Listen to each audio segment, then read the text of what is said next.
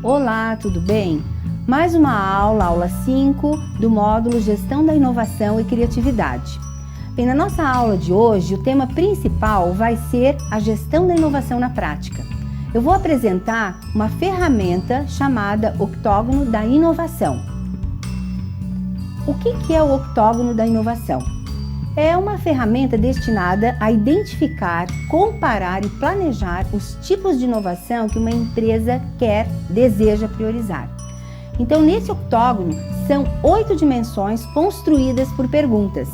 A gente vai aqui passear por estratégia, por cultura, por estrutura, por pessoas, por processos, por funding, que seria o investimento que cada organização, cada negócio faz para ter determinadas inovações, a liderança e os relacionamentos. Então são essas 8 dimensões que nós teremos já na sequência uma explicação mais refinada.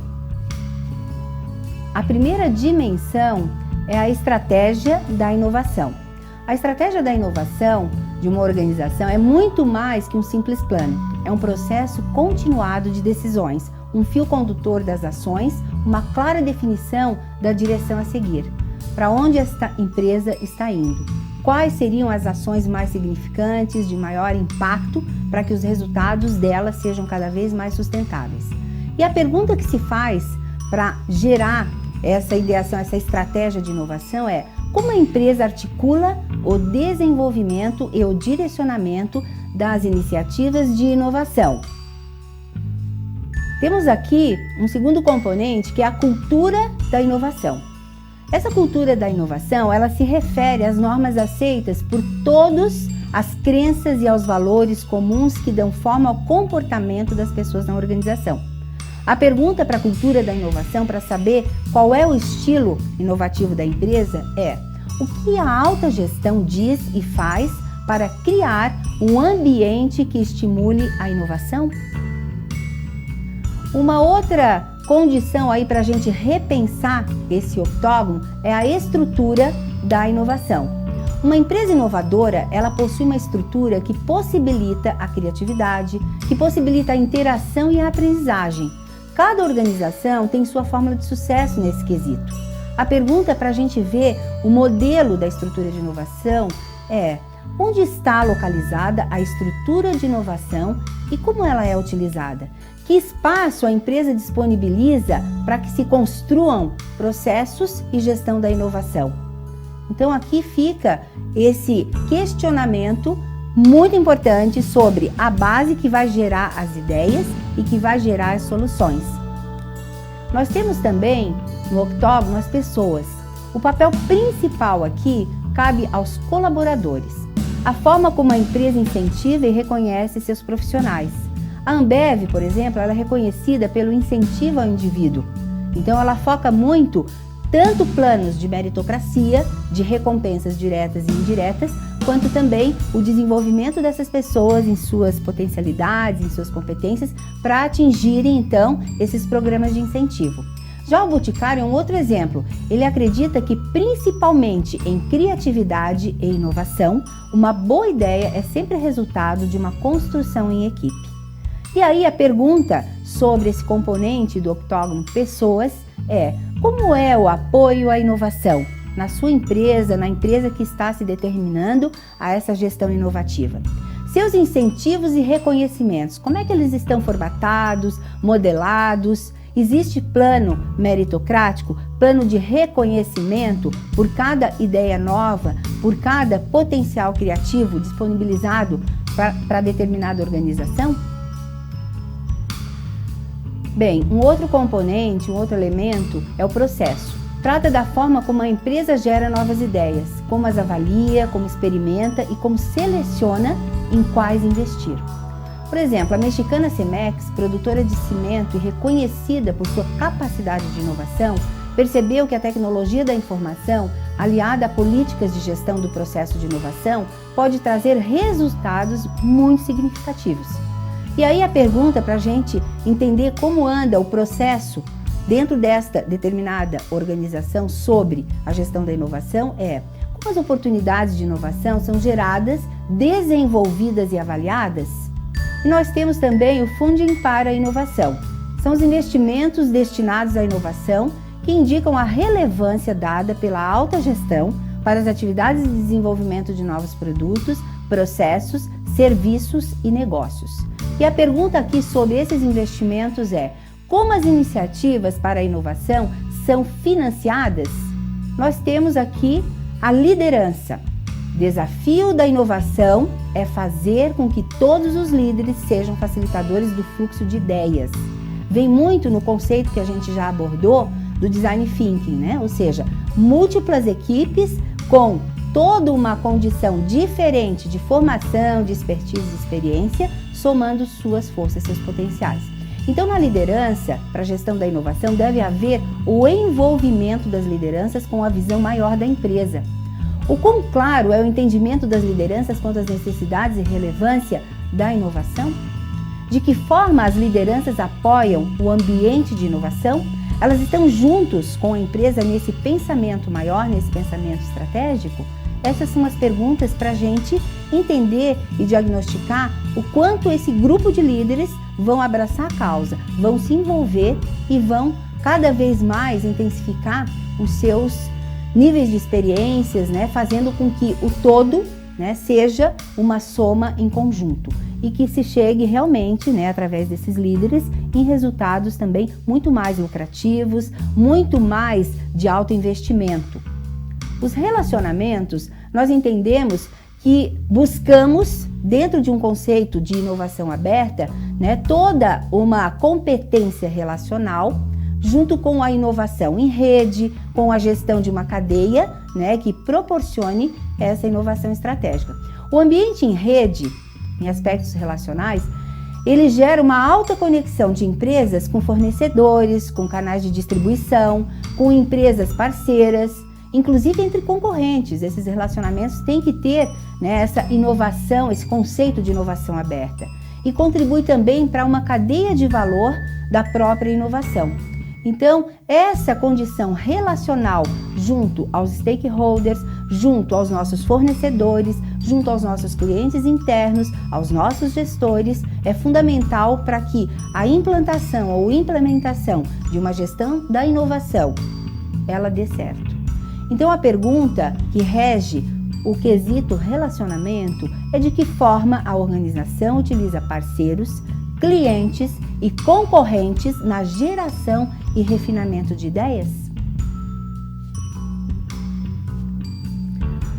Bem, com base em tudo isso que nós abordamos do octógono, é importantíssimo levar essa ferramenta se nós desejarmos nas nossas organizações implantarmos uma gestão de inovação. A gente tem toda uma metodologia, não é só montar um comitê e sem critério esse comitê e somando suas forças e entregando seus valores, suas ideias criativas. Tem que ter todo um procedimento. E esse octógono, ele nos dá uma base muito firme para que nesse processo ou nesse projeto de gestão da inovação, a empresa não tenha custo, e sim uma probabilidade muito maior de ter um investimento, um retorno um pouco mais, né, sustentável em termos não só financeiros, mas em termos também, né, da criatividade, da co-criatividade que se faz, né, dentro dela mesma com relação aos seus produtos ou aos seus serviços. Aqui entra muito no octógono alguns desses elementos que eu citei, né, uma base forte para a gente resgatar aquele conceito lá atrás sobre o quanto as metodologias, as tecnologias que nós estamos utilizando, elas estão sendo suficientes para uma implantação de gestão da inovação. Então a gente entra com aqueles estilos também de metodologias, né? As ágeis, né? As disruptivas, aquelas sistêmicas ou aquelas que são mais pontuais, né? Que existe ali uma melhora em algum produto ou serviço pontual. Então, gente, todos os conceitos abordados até agora sobre inovação, criatividade, gestão da inovação, né, para novos negócios, para termos um empreendedorismo um pouco mais ágil, né, muito mais firme e longevo, tudo isso aqui é algo que se aplica no dia a dia, não é só teoria, né? E aí, com base, né, em todos esses conceitos do octógono, eu desenvolvi aqui para vocês uma relação de fundamentos que nos norteiam com relação às atitudes de excelência, de inovação, de empreendedorismo que nós precisamos adotar frente, né, a esse mundo VUCA, a essa celeridade, a essa era digital. Esses fundamentos, eles vêm da EFQM, que é a Fundação Europeia para a Gestão da Qualidade, uma soma da FNQ, que é uma Fundação Nacional da Qualidade. Então, o que nos dizem essas fundações? E de uma forma mais simplista, né, eu vou poder aqui estar compartilhando, estar traduzindo com vocês, né, todo esse rol, né, de atitudes que a gente acaba entendendo como competências, tanto empresariais quanto das nossas próprias atitudes, comportamentos. Então, vamos lá. A gestão ágil. O que significa uma gestão ágil? Significa que a organização, ela se utiliza de metodologias ágeis, de tecnologias disruptivas que quebrem muitas vezes paradigmas ou de algumas outras tecnologias, né, de forma a automatizar os nossos processos, a otimizar o nosso tempo e a nós chegarmos na excelência tanto dos nossos serviços quanto dos nossos produtos. Essas metodologias ágeis, elas acompanham essa celeridade do hoje. E as ações, geralmente, de uma empresa que tem essa gestão ágil, elas são mais proativas. Para isso, a empresa investe muito em desenvolvimento de lideranças, programas muito intrínsecos para que esses líderes, eles possam evoluir cada vez mais competências como proatividade e se absorverem de todo esse ferramental que o mercado hoje, que a era hoje disponibiliza. Então, quanto mais multicultural é a liderança, mais ágil se torna a gestão desta organização. Nós temos também um outro fundamento que é a valorização de pessoas e seus talentos. O que é uma empresa em sua excelência que atua com essa inovação, com esse empreendedorismo? Ela valoriza pessoas, ela valoriza os seus talentos internos, promovem desenvolvimento humano continuado, reconhecem esses talentos e fazem programas de meritocracias, de recompensas diretas e indiretas para poderem reter essa força maior, esse ativo intangível que a gente entende como talento. Um outro fundamento é a atuação em redes. Conectados ao mundo exterior, essas organizações de excelência, elas estabelecem parcerias, inclusive, como a gente já viu antes, com próprios concorrentes. Então, hoje nós estamos vivendo uma era de parceiros. As pessoas cada vez mais se colaborando, o mercado cada vez mais com uma engrenagem, uma conexão mais próxima, ele vai fazer com que não só seus serviços e produtos, mas com que toda a rede mercadológica tenha relação ganha-ganha. Então, é uma empresa, um negócio atuando em rede com outro negócio. E aí se criam os movimentos de mentorias dentro das empresas, né? O mais expert, o mais experiente, auxiliando aquele que é mais trainee, aquele que está começando uma carreira ou aquele que está começando um determinado empreendimento. Então se cresce muito como profissional, como pessoa e como projeto inovativo para determinadas organizações. Um outro fundamento é o desenvolvimento do aprendizado organizacional. Incluem programas de educação corporativa também constantes. Organizações que aprendem, aqui a gente chama do Learning Organization, empresas que o tempo todo elas aprendem e passam o aprendido. Elas implantam a educação corporativa. Então elas têm hábitos, têm modelos de fazer a evolução de competências e talentos continuados. E aí os profissionais, de uma forma geral, líderes e não líderes, times, né, e gestão, acabam se envolvendo nesses programas, nesses projetos que também são de excelência. Nós temos a cultura da inovação. Criam e mantêm ativos seus comitês. O que significam esses comitês para uma cultura da inovação? Se você, na tua empresa, pensa em montar uma gestão da inovação, com toda a metodologia do octógono que a gente viu, não é ainda o suficiente. Os comitês, eles precisam se estabelecer. Então, para que a gente tenha um comitê pensante, estratégico, que vai gerir não só as novas ideias, mas também as criações que estão por vir, nós precisamos fazer a junção de pessoas altamente potenciais, intelectuais, que possam estar conduzindo todas essas estratégias inovativas. E esses comitês a gente chama de comitês estratégicos porque a eles, né, nós damos a responsabilidade de pensarem, de conduzirem o negócio, certo? As ações dentro desse negócio alinhadas ao que realmente a empresa ela pretende ser no hoje e no amanhã.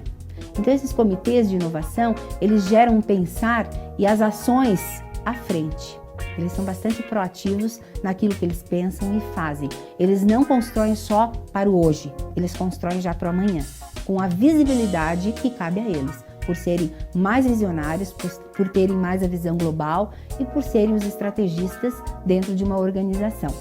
Geralmente esses comitês são formados por CEOs, por presidentes, dirigentes e gestores maiores, executivos da organização. Nós temos também o pensamento sistêmico e a visão de futuro. O pensamento sistêmico tem muito a correlação com o enxergar o global e criar as estratégias para um futuro muito volátil, conforme já foi apresentado aqui no mundo VUCA, com competências mais flexíveis e não tão rígidas. Então, a desenvoltura de um profissional, de uma pessoa, para conduzir cada vez mais com excelência a sua carreira, a sua empresa, é muito importante que ele coloque dessa forma, então que ele desenvolva esse nível de pensar maior. Liderar com visão, inspiração e integridade. O que significa o liderar com visão, inspiração e integridade? Líderes autodesenvolvidos que moldam o futuro e fazem-no acontecer. Eles enxergam ao longe, eles têm maturidade pessoal, eles têm outras competências correlatas, como discernimento, a distinção entre uma situação e outra, e eles colocam tudo aquilo que é de maturidade, que é de pensamento já discernido, eles colocam na prática, eles fazem acontecer. Atuam com forte resolução de problemas complexos, que a gente já falou em termos de criatividade. Então, são líderes que se inspiram na visão da empresa e que eles têm uma conduta íntegra de caminhar lado a lado ou alinhado aos propósitos dessa corporação, a qual eles fazem parte. Nós temos a geração de valor para os clientes. O que é a geração de valor para os clientes? É compreender e antecipar as necessidades e expectativas dos seus stakeholders, ou seja, ferramentas para você entender quais são as necessidades e se antecipar a essas expectativas, nós já vimos aqui, né, no nosso módulo. São ferramentas estratégicas, criativas, como por exemplo o mapa da empatia. É a gente checar, a gente investigar qual é o momento dele, as necessidades, o que está impactando negativamente a ele ou a sua empresa, o que a gente pode fazer por ele nesse cenário atual que estamos vivendo em colaboração, em compartilhamento. Então é fundamental a gente criar essa geração de valor para o cliente. Construção de um futuro sustentável. O que significa isso? Tem seu propósito definido, a razão do seu existir e norteiam suas ações com sustentabilidade. Então, quando a gente fala em organizações exponenciais, quando a gente fala em organizações de futuro, nós estamos falando dessa sustentabilidade que começa em termos clareza como negócio sobre nosso propósito. Por que estamos aqui? O que a gente quer impactar? O que a gente quer oferecer enquanto empresa, enquanto corporação? E a razão do nosso existir. Porque é tudo isso, né, com clareza que eu entendo sobre o meu negócio, que vão nortear as ações para frente com longevidade. Então o negócio ele se torna, né, com um futuro sustentável. Bem, finalizamos aqui mais uma aula sobre a gestão da inovação, fazendo toda uma articulação com algumas ferramentas que eu apresentei para que a gente possa entender na prática como é a implantação de uma gestão da inovação. Não basta ter só competência e vontade, tem que ter método, tem que ter ferramenta técnica para a gente fazer o passo a passo e não corrermos riscos desnecessários com relação a termos mais custo e menos investimento. Então as empresas inteligentes, elas montam comitês intelectuais pensantes para conduzir toda a sua gestão inovativa, criativa, a sua ideação e a sua sustentação para frente. Muito obrigada, né, por mais esse momento e até a próxima aula.